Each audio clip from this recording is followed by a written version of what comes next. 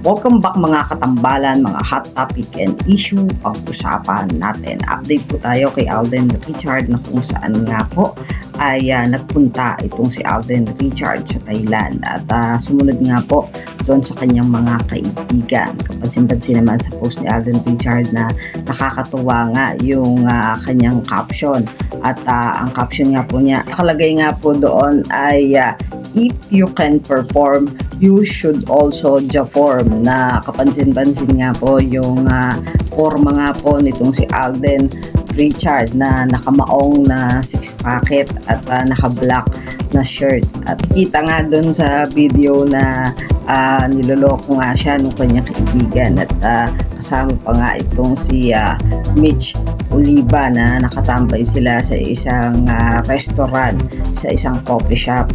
At kapansin-pansin din doon sa post ni Alden Richard na chill lang silang magkakaibigan na nakatambay nga lang doon sa coffee shop.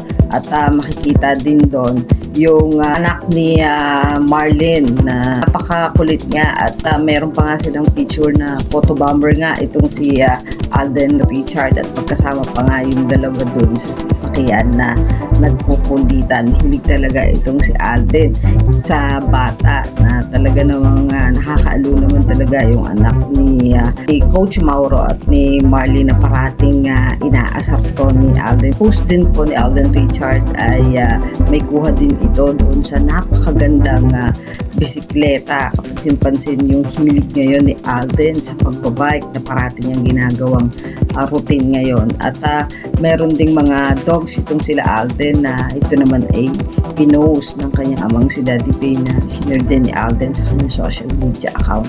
Ito yung mga update natin ngayon kay Alden Richard. Kayo mga katambalan, ano ang masasabi nyo? Mag-comment lang sa comment section at pag-usapan natin. Yan ang mga hot topic and issue dito lamang sa Tambalang KK.